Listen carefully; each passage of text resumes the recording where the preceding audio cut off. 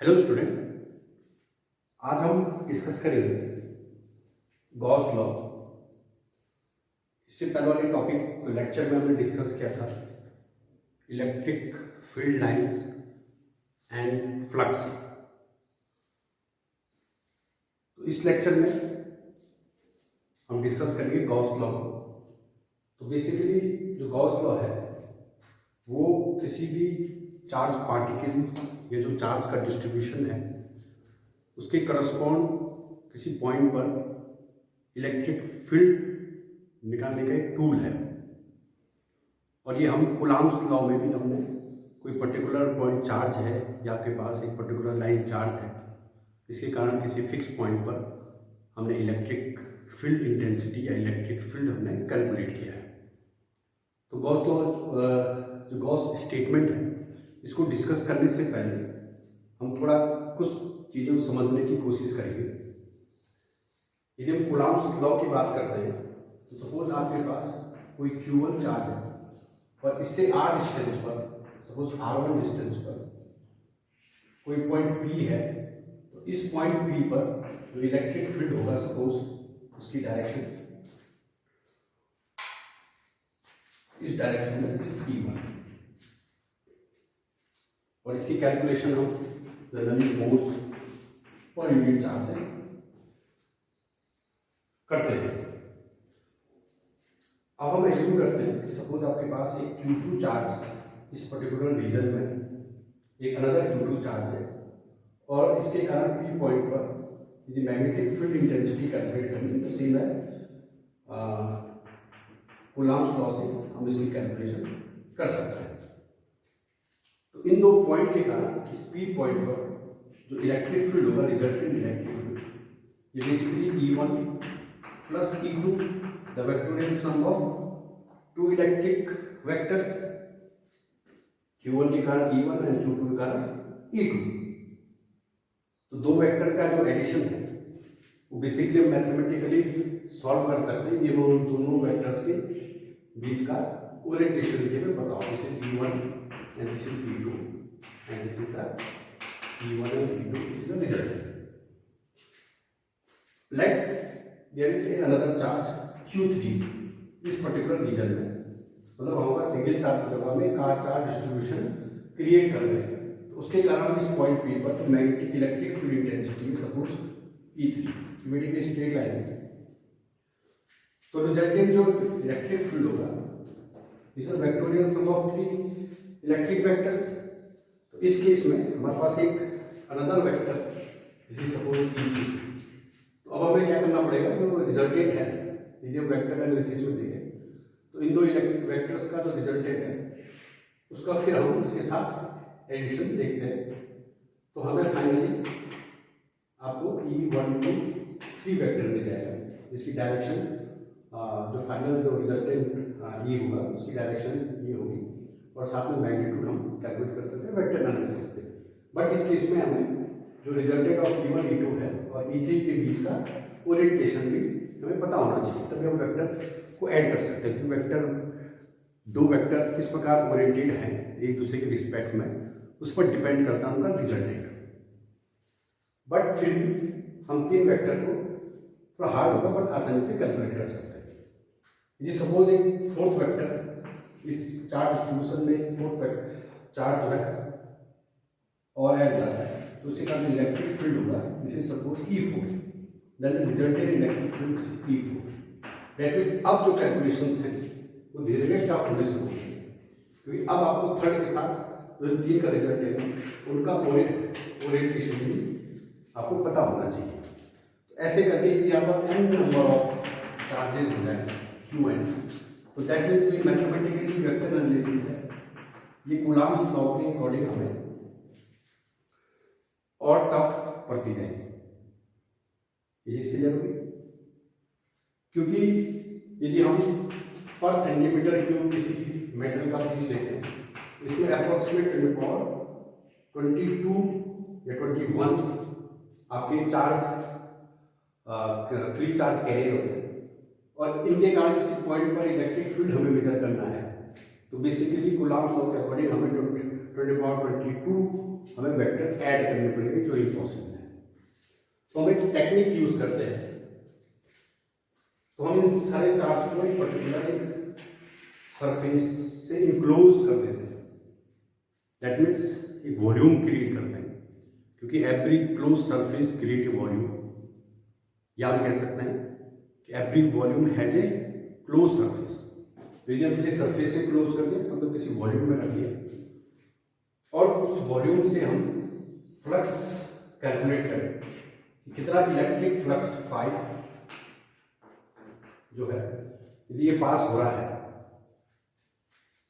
तो this flux is equal to total charge Q, capital Q, that means capital Q या total is equal to Q1 plus Q2 plus Q3 and so on Q1 upon epsilon naught. And this is Gauss statement. यही आपका Gauss statement जो अब हम इसके बाद discuss करेंगे। But यहाँ पर एक ओवरव्यू दे देंगे गॉस स्टेटमेंट का। अब हमें बेसिकली यदि हम फ्लक्स की कैलकुलेशन करें, तो this flux is equal to total charge enclosed by this surface upon epsilon naught. तो यहाँ पर फ्लक्स आपका स्केलर क्वांटिटी है, टोटल चार्ज स्केलर है, तो अब हम जनरली स्केलर में वर्क कर रहे हैं, तो जो वेक्टर एनालिसिस से आसान होगा और वही हमको रिजल्ट मिलते हैं। और जो टोटल फ्लक्स है वो हम किसी क्लोज सरफेस के integration of E dot ds से रिप्रेजेंट करते हैं। हमने फ्लक्स वाले लेक्चर में डिस्कस किया था। एंड क्लोज सरफेस इंटीग्रेशन है, तो उसको रिमाइंड करने के लिए हम इंटीग्रेशन साइन में सर्किट ड्रॉ कर देते हैं। That means this is close surface integration. And this close surface integration ये बेसिकली एक 3 डायमेंशन या किसी वॉल्यूम से कितना फ्लक्स पास हो रहा है उसको डिफाइन करता है। तो अब हमारे पास मैथमेटिकली कैलकुलेशन थोड़ा इजी हो गई है। एक रफ व्यू है कूलॉम्स लॉ का, बट जो कूलॉम्स लॉ है ये एक स्पेशल केस है आपका, सॉरी गॉस लॉ, सॉरी। तो गॉस लॉ बेसिकली एक स्पेशल केस है कूलॉम्स लॉ का, बट गॉस लॉ यूजफुल है पर ऑलवेज एप्लीकेबल नहीं है।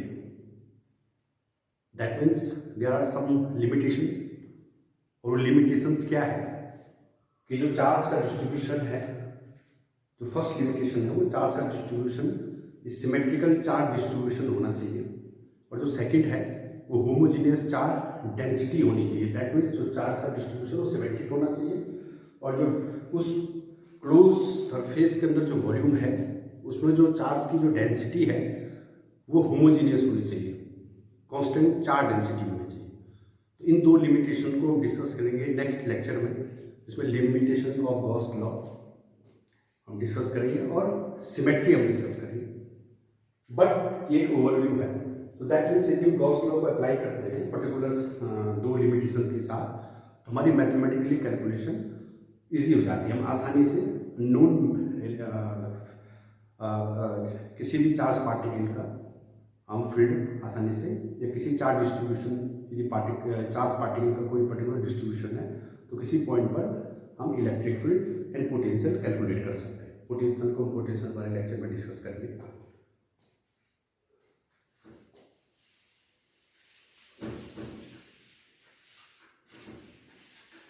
तो स्टार्ट करते हैं the statement, the Gauss statement. Basically the total electric flux phi E, इसको कैपिटल फाई से डिनोट कर रहा हूँ, and E is represent the electric flux through any close surface, through any close surface is equal to 1 epsilon naught. Epsilon naught is the relativity of free space. That means जो हमारा system जो हमारा पूरा system है वो किस medium में, vacuum medium में, चार्ज फ्री स्पेस में। 1 epsilon naught times the net charge, the total charge enclosed by this surface, and this is mathematically represented by capital phi E is equal to total charge upon epsilon naught. That means जो flux है basically close surface से pass होने वाला flux है, और जो total charge है वो जो क्लोज सरफेस में, जो क्लोज सरफेस में इंक्लोज है, उसके जो टोटल चार्ज इंक्लोज है वो बेसिकली क्यू टोटल है, एंड दिस एप्सिलॉन नॉट। तो जो गॉस स्टेटमेंट है, एक चीज इसमें ध्यान रखना कि ये टोटली एक क्लोज सरफेस के लिए ही डिफाइंड है। यदि आपके पास ओपन सरफेस है तो आप गॉस लॉ अप्लाई नहीं कर सकते, बट दो कंडीशन जो लिमिटेशन है जो हमने डिस्कस की थी। इफ जो चार्ज है, यदि चार्ज आपका जीरो हो जाए, दैट मीन्स सरफेस जो क्लोज सरफेस है उसके अंदर कोई चार्ज नहीं है, तो उस कारण जो फ्लक्स होगा वो बेसिकली जीरो होगा। दैट मीन्स आपके पास चार्ज Q1 क्या है, सरफेस क्लोज ये है, तो इस क्लोज सरफेस में जो पास हो रहा टोटल फ्लक्स है this is equal to zero. ये बेसिकली स्टेटमेंट है गॉस लॉ, और इन दोनों को हम प्रूफ करेंगे इस वाले फिगर के through the derivation of Gauss law. तो total charge include the electric flux passing through a closed surface is equal to total charge enclosed by this surface upon epsilon naught, and if total charge is equal to zero then there is no flux, वहां पर कोई flux नहीं होता। तो हम देखते हैं derivation के रूप में इसको समझने की कोशिश करते हैं। सपोज यहाँ पर एक वॉल्यूम है जिसका ये सरफेस है, दिस इज क्लोज सरफेस। इसमें मैंने फर्स्ट पॉइंट जो है, जो फर्स्ट केस है, वो चार्ज जो है सरफेस एक single charge plus Q charge मैंने लिया हुआ है, जिससे प्लस क्यू के कारण इसकी डायरेक्शन जो है वो आउटवर्ड शो कर पा रहा हूँ, जैसे ई डायरेक्शन है, suppose positive x axis direction में है। और जो सेकंड केस है उसमें जो चार्ज क्यू है प्लस क्यू है वो बेसिकली आउटवर्ड डायरेक्शन में, वो बेसिकली इस सरफेस से, इस क्लोज सरफेस से आउट है। तो इन दोनों केस को हम डिस्कस करेंगे। सो जो फर्स्ट केस डिस्कस करते हैं कि जहाँ पर प्लस चार्ज Q इनक्लोज है और इस प्लस चार्ज से r डिस्टेंस पर बेसिकली इस रीजन पर फ्लक्स आउटफ्लो हो रहा है, इस रीजन पर फ्लक्स, इस पर्टिकुलर रीजन पर फ्लक्स इनफ्लो हो रहा है एंड इस रीजन पर फ्लक्स आउटफ्लो हो रहा है। सपोज इस रीजन पर इलेक्ट्रिक फील्ड जो आउटफ्लो है, सपोज यहाँ पर जो डिस्टेंस है r1 डिस्टेंस पर जिस सरफेस से फ्लक्स आउटवर्ड हो रहा है, तो इस पॉइंट पर जो इलेक्ट्रिक फील्ड है सपोज E1 है, R1 डिस्टेंस पर E1 है, and this point R2 distance पर, जिस पॉइंट पर इलेक्ट्रिक फील्ड इंटेंसिटी R2 है, E2 है, and this point basically R3 distance पर और इलेक्ट्रिक फील्ड जो है इंटेंसिटी R3 है, या इलेक्ट्रिक फील्ड जो है वो बेसिकली R3 फील्ड है। इस पॉइंट पर हम यदि हम फ्लक्स को कंसिडर करें, यहाँ पर हमें यूनिट एक सरफेस एलिमेंट हमें कंसिडर करना पड़ेगा जिसे हमने ds से, और जो इसका सरफेस वेक्टर है इसे बेसिकली हम ds1 वेक्टर से डिफाइन कर रहे हैं। Suppose ds1 this is the area of this surface element, small surface element, and ds1 is the surface vector. इस पोर्शन पर हमने स्मॉल ds2 कैलकुलेट एज्यूम किया है, और उसका जो सरफेस वेक्टर है वो बेसिकली ds2 है, और सेम इस केस में ds3 आपने सरफेस और सरफेस वेक्टर ds3 हमने एज्यूम किया हुआ है। और ये बेसिकली जो सरफेस वेक्टर है वो इलेक्ट्रिक फील्ड से इस केस में थीटा 1, इस केस में थीटा 2 और इस केस में थीटा 3 एंगल ड्रॉ कर रहा है। तो पर्टिकुलरली हम इलेक्ट्रिक फ्लक्स की कैलकुलेशन करेंगे,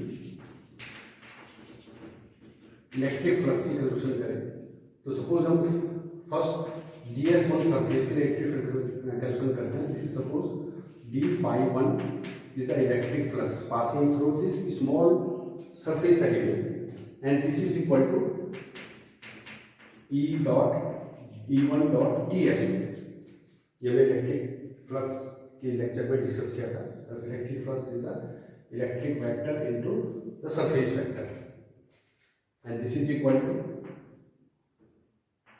E1 ds1 cos theta. Theta is the angle between E1 and ds1, and this is equal to 1 upon 4 pi epsilon naught ds1 cos theta upon r1 square, because r1 is the distance from P and this surface. So the intensity basically 1 upon 4 pi epsilon naught or r1 square into Q, and this is equal to Q upon 4 pi epsilon naught, and this is equal to D omega 1.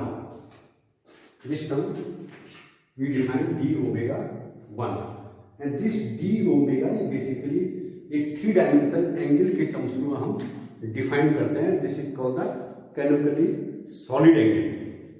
ये जब solid angle को clear करें तो basically solid angle is equal to ds cos theta upon r square. That means कोई आपके पास surface है, ये 3 dimension angle है. जैसे हम 2 डायमेंशन एंगल देखते हैं कि कोई लाइन है किसी पॉइंट पर कितना एंगल ड्रॉ कर रही है, this is called the theta, and this is 2 dimension angle. But कोई आपके पास सरफेस है, वो पर्टिकुलर किसी पॉइंट पर कितना एंगल ड्रॉ कर रहा है, this is the 3 dimension angle, this is the d omega, and this is surface suppose ds, and this is called ds cos theta by r square. r square क्या है, basically radial distance है r. But यहाँ पर जो cos theta reflect हो रहा है, suppose इस पॉइंट पर ये एंगल डिफाइन कर रहा है, सपोज कोई अनदर पॉइंट लेते हैं तो इसका जो बेसिकली पेरीफेरी होगा, तो पेरीफेरी के हर एक पॉइंट से हम जनरली इस पॉइंट को कनेक्ट करते हैं, तो जो एंगल बनता है उसको डी ओमेगा. तो यहाँ पर अनदर डी ओमेगा बनेगा डिफरेंट पॉइंट. तो that means they are not same, that means change है कुछ. तो चेंज क्या है, जो रेडियल वेक्टर है और जो सरफेस वेक्टर है, इनके बीच का जो ओरिएंटेशन है वो भी डिफाइन करता है आप कितना इस पॉइंट पर कितना सॉलिड एंगल डिफाइन हो रहा है. तो जो रेडियल वेक्टर है इसको बेसिकली हम r cap, direction r cap से दिखाते हैं, और जो डीएस वेक्टर जो आपका सरफेस है, इस सपोज रेडियल वेक्टर ये है, दिस इज आर कैप, और जो डीएस है सरफेस है, इसका जो परपेंडिकुलर डायरेक्शन में हम जो वेक्टर डिफाइन करते हैं, जिसको कहते हैं सरफेस वेक्टर. और इस वेक्टर की जो लेंथ है वो हम इसके सरफेस के न्यूमेरिकल वैल्यू के इक्वल लेते हैं, और जो डायरेक्शन है वो सरफेस के परपेंडिकुलर हम डिफाइन करते हैं. This is called the DS vector. तो बेसिकली ये ds डॉट r कैप है upon r square, and this is equal to ds cos theta by r square, and theta is the angle between the area vector and the radial vector के बीच का distance. तो ये basically solid angle है किसी open surface के लिए. और यदि हम किसी क्लोज सरफेस के लिए हम सॉलिड एंगल डिफाइन करें omega, and this is equal to integration ds, and this is equal to 4 pi, इसको 4 पाई. जैसे एक स्फीयर के केस में, तो स्फीयर के केस में एकदम स्मॉल ds है, तो स्फीयर के केस में जो स्मॉल ds है और जो रेडियल डायरेक्शन है बेसिकली सेम डायरेक्शन में, ds वेक्टर सेम वेक्टर में, तो यहाँ ds डॉट r आपका ds आएगा, कि cos थीटा यहाँ इसमें 0 है, तो cos थीटा 0 है, तो cos इक्वल टू 0. देन इस केस में integration of ds upon r square, that's mean integration of ds upon r square. और दिस इंटीग्रेशन ऑफ ds, इस ds का पूरे ऑल ओवर स्पेस में इंटीग्रेशन करोगे, this is the surface area of this sphere, this r square, and this is equal to 4 pi. This is 4 pi. तो हम कहेंगे ये तो एक सरफेस, एक तो वॉल्यूम के लिए, एक स्फीयर के लिए डिफाइंड है, बट जो सॉलिड एंगल है ये बेसिकली किसी भी सरफेस, ओपन सरफेस है तो किसी भी सरफेस के शेप पर डिपेंड नहीं करता है, ये केवल उसके एरिया पर डिपेंड होगा. वैसे कोई क्लोज सरफेस है, वो आपका क्यूबिक है, आपका स्फीयर है, या किसी भी शेप का हो, तो उसके जो टोटल सरफेस एरिया है उसकी वैल्यू पर डिपेंड करेगा. तो that means any close surface के लिए, कोई भी आपका क्लोज सरफेस किसी भी शेप का हो, उन सब के लिए जो टोटल जो सॉलिड एंगल आएगा दिस इक्वल टू 4 पाई. तो ये चीज यूज होगी इस केस में.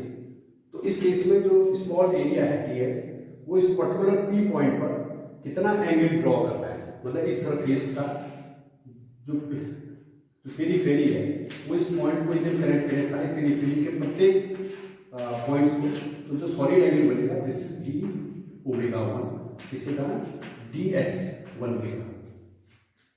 ये चीज क्लियर होगी, क्योंकि d omega 1 is equal to ds1 cos theta upon r1 square, और ये रेडियल डिस्टेंस है r1. सिमिलरली हम डिफाइन करेंगे ds2 के कारण d5, and this is equal to e2 dot ds2, and this is minus sign. यहाँ पर जो फ्लक्स होगा ये बेसिकली माइनस फ्लक्स होगा. जैसे हम वेक्टर को यदि मैं कहूँ कि मेरे पास दो वेक्टर हैं, एक ए वेक्टर है, एक माइनस ए वेक्टर है, तो इससे एक इंफॉर्मेशन मिलती है कि ए वेक्टर की डायरेक्शन यदि इधर को है तो माइनस ए वेक्टर की जस्ट उसके अपोजिट होगी। तो वेक्टर के केस में ये चीज़ तो डायरेक्शन हम जैसे माइनस और प्लस से डिफाइन कर लेते हैं। वैसे ही हम स्केलर के केस में, क्योंकि स्केलर में कोई डायरेक्शन नहीं है, बट इस केस में हम आउटफ्लो और इनफ्लो को हम डिफाइन करते हैं। जो फ्लक्स है बेसिकली आउटफ्लो और इनफ्लो होता है। जैसे सपोज जो वाटर टैंक है, तो उसमें जो इनलेट है तो उसके पर यूनिट जो क्रॉस सेक्शन है इनलेट का, उससे जितना फ्लक्स हो रहा है वो बेसिकली इनवर्ड फ्लक्स है।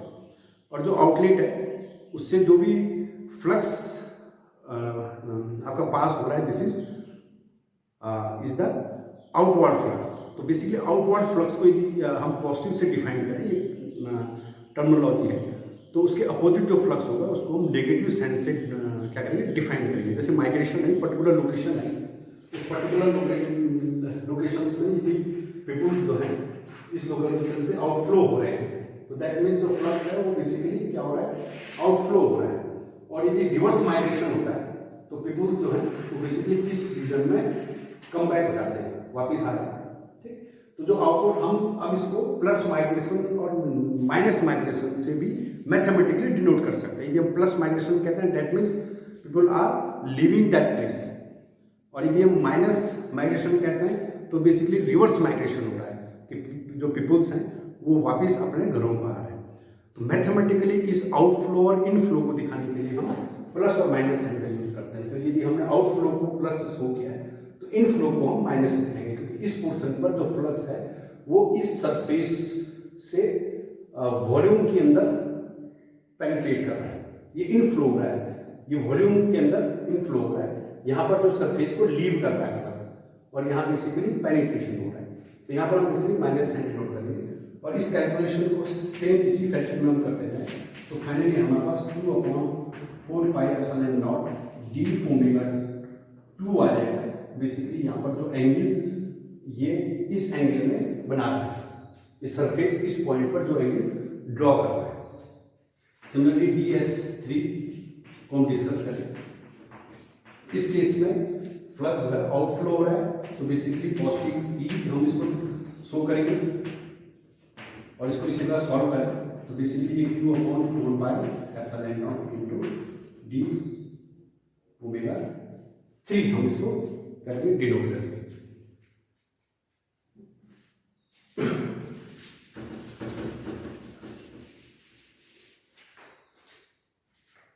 इस पूरे सरफेस P के कारण इस पूरे सरफेस से जो टोटल फ्लक्स होगा वो बेसिकली आपका d5 होगा। इन तीन सरफेस जो टोटल फ्लक्स है वो कितना पास हो रहा है, तो फ्लक्स एक स्केलर क्वांटिटी है, तो हम तीनों को ऐड अप कर देंगे, d∅1 plus d∅2 plus d∅3 and this is equal to Q/4 pi epsilon naught, ये सब में कॉमन है, d⍵1 plus d⍵2 plus d⍵3 is d⍵3. So then d∅ is equal to Q/4 pi epsilon naught. And what is the d⍵1 and d⍵2 and d⍵3?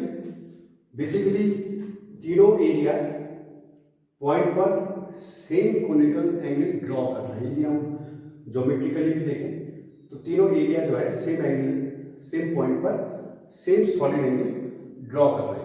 जैसे कोन के case में है, ये कोन है, कोन का जो सरफेस है, यहाँ पर हम कोई अनदर सरफेस ड्रॉ करें, यहाँ पर हम कोई अनदर सरफेस ड्रॉ करें, तो ये सारे के सारे सरफेस जो है वो सेम पॉइंट पर सेम एंगल ड्रॉ कर रहे हैं।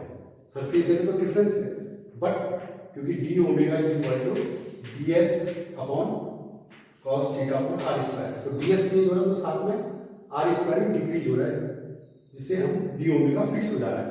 तो अलग अलग सरफेस के लिए जो सॉलिड एंगल है वो सेम है। तो सेम सिचुएशन यहाँ पर एक कोन बन रहा है, इस कोन का एक पर्टिकुलर सरफेस है, पर्टिकुलर सरफेस है। अब सरफेस आप कैसे भी लें तो हमें पेरिफेरल पॉइंट से ही वो कनेक्ट करना है। तो that means d⍵1 is equal to d⍵ minus d⍵2 is equal to d⍵ plus this again d⍵. ये सारी वैल्यूज आपकी सेम होगी, सेम एंगल इसमें ड्रॉ कर रहा है। तो d phi is equal to q upon 4 pi epsilon naught into d omega, ये आपका आंसर d ओमेगा। ये चीज क्लियर होगी। वही जब टोटल फ्लक्स की बात करें फाई, तो टोटल फ्लक्स किसके लिए, this is equal to integration of d phi and this is integration is equal to q upon 4 pi epsilon naught d omega and this is equal to q upon 4 pi epsilon naught integration of d omega। Basically यहाँ पर जो surface है वो आपका close surface है। ये पूरे surface को देखेंगे बेसिकली क्लोज सरफेस है, तो इस क्लोज सरफेस का जो इंटीग्रेशन होता है इसको होता है close surface area, with close surface integration. and phi is equal to q upon 4 pi epsilon naught and किसी क्लोज सरफेस के लिए जो टोटल सॉलिड एंगल होता है इक्वल टू 4 pi जो हमने डिस्कस किया था and this is q upon epsilon naught and this is the statement of Gauss. Gauss का स्टेटमेंट है कि जो टोटल फ्लक्स है किसी भी क्लोज सरफेस से जो टोटल फ्लक्स पास हो रहा है वो उसमें जो टोटल चार्ज इनक्लोज है उसकी वैल्यू अपॉन एप्सिलॉन नॉट। तो हमने यहाँ पर मैथमेटिकली भी जो गॉस स्टेटमेंट है उसको क्या करना ड्राइव कर दिया। जब सेकेंड केस देखें, इस केस में इसमें हम कैलकुलेशन इसी बेस पर करेंगे। आपका जो चार्ज पार्टिकल ये इस वॉल्यूम से आउटसाइड में है, तो बेसिकली ये चार रीजन से इंटरेक्ट हो रहा है। जो फ्लक्स है बेसिकली इलेक्ट्रिक फील्ड है वो चार रीजन से इंटरेक्ट हो रहा है और इलेक्ट्रिक फील्ड जो है ये हम एक यूनिट सरफेस एलिमेंट के लिए कंसीडर करें this is called the flux. तो इस पॉइंट से ये इनवर्ड डायरेक्शन में ये पेनिट्रेट हो रहा है, ये बेसिकली लीव हुई फ्लक्स सरफेस को या इस वॉल्यूम को छोड़ रहा है, फिर इस वॉल्यूम में इंटर हो रहा है और इस वॉल्यूम में फिर ये आउटवर्ड डायरेक्शन में क्लियर हो रहा है। तो यदि हम d∅1 के लिए हम निकालें सेम इक्वेशन में, तो हमारे पास q 4 pi epsilon naught d omega 1 है। यहाँ पर भी सपोज हम d ओमेगा 1 इसके द्वारा बना लिया सॉलिड एंड मान लो। सिमिलरली हम इस केस में इसके लिए निकालें तो सेम केस इसके लिए आएगा, इस केस में निकालें सेम केस इसके लिए आएगा, ऐसे करके ये केस आते रहेंगे। सॉरी एक चीज़ है ये बेसिकली माइनस है, तो ये बेसिकली फ्लक्स जो है इस केस में सपोज हम ऐड करते हैं तो इस केस में माइनस हो जाएगा। ये थोड़ा मिस हो गया, ये ऑलरेडी माइनस ये हम ऑलरेडी डिस्कस कर चुके हैं। तो इस केस में जो बेसिकली फ्लक्स होगा वो इनवर्ड डायरेक्शन में है, तो इसके जो माइनस होगा इस केस में प्लस होगा, इस केस में फिर माइनस होगा, इस केस में प्लस होगा। तो बेसिकली जो माइनस प्लस है वो मैथमेटिकली कैलकुलेशन में ओमेगा जो ओमेगा है उसके टर्म्स में हमें मिल रहा है। यहाँ ओमेगा प्लस माइनस हो रहा है। ओवरऑल हम कैलकुलेशन को देखें, इसको हम दोबारा कैलकुलेशन नहीं करेंगे, इसी में देखें। तो इस केस में क्या होगा, d∅ is equal to q upon 4 pi epsilon naught, इसको मैं डायरेक्ट कर दे रहा हूँ माइनस d ओमेगा 1 फर्स्ट के कारण प्लस d ओमेगा 2 सेकेंड के कारण माइनस d ओमेगा 3 थर्ड के कारण प्लस d ओमेगा 4 फोर्थ के कारण। और ये चारों के चारों जो है कोनिकल शेप में ये कोन फॉर्म हो रहा है, तो कोनिकल के क्रॉस सेक्शन एरिया है। तो ये एक पर्टिकुलर पॉइंट पर सेम एंगल ड्रॉ करेंगे, that means d omega 1 d omega 2 d omega 3 d omega 4 equal इक्वल, यानी ये सब एक दूसरे को कैंसिल कर देंगे and d∅ is equal to 0 and then total phi is equal to 0। तो दैट मींस कि आउटसाइड में कोई पार्टिकल है, चार्ज पार्टिकल है, तो जो क्लोज सरफेस से आउटसाइड में जो पार्टिकल है तो उस क्लोज सरफेस से जो टोटल फ्लक्स होगा वो बेसिकली आपका जीरो फ्लक्स होगा। तो ये बेसिकली गॉस स्टेटमेंट है और इस गॉस स्टेटमेंट को थोड़ा हम एक्सटेंड करें तो हम फ्लक्स जानते हैं किसी भी क्लोज सरफेस से, क्योंकि ये सारी जो स्टेटमेंट है बेसिकली ये किसी क्लोज सरफेस के लिए डिफाइन किया है। क्लोज सरफेस से जो हम फ्लक्स निकालते हैं वो ई डॉट ds हम ज़्यादा डिफाइन करते हैं। तो this equation is called the Gauss law, where closed surface integration of an electric field is equal to total charge enclosed by this surface upon epsilon naught. This is called the Gauss law, and the Gauss statement basically flux is equal to total charge enclosed by this surface upon epsilon naught। तो इसको हम read कर सकते हैं। तो ये basically जो integration है क्लोज सरफेस इंटीग्रेशन है। यदि इसको हम सिंपल ई डॉट ds लिखते हैं तो ये से डिफरेंट है, ओपन सरफेस इंटीग्रेशन है। और जो ओपन सरफेस इंटीग्रेशन है ये बेसिकली 2 डायमेंशन स्पेस को डिफाइन करता है। और यदि हम क्लोज सरफेस इंटीग्रेशन यदि हम डिफाइन करें तो ये एक 3 डायमेंशन स्पेस को डिफाइन करेगा, क्योंकि कोई भी क्लोज सरफेस है वो एक वॉल्यूम क्रिएट करता है। तो this is the 3 dimension equation basically, and this is the 2 dimension figure.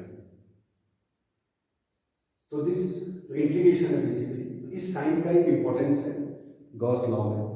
यदि हम simple this is the Gauss law लिख देते हैं, केवल एक सर्किल का दिस इज रॉन्ग, क्योंकि फिजिकल इंटरप्रिटेशन दोनों का डिफरेंट है। इसका physical open surface integration that means ये 2 डायमेंशन है, and this is close surface integration that means 3 dimension. तो ये बेसिक था आपका गॉस लॉ का, कि गॉस लॉ का बेसिक स्टेटमेंट क्या है, उसका लॉ और कैसे उसको हम गॉस लॉ को डिराइव करेंगे। तो नेक्स्ट लेक्चर में हम डिस्कस करते हैं the limitation of Gauss law and the symmetry, जो बेसिकली उसमें जो सिमेट्रिकल डिस्ट्रीब्यूशन है वो कितने टाइप के हम सिमेट्रिकल डिस्ट्रीब्यूशन को होते हैं और उनको हम डिस्कस करेंगे। Thank you.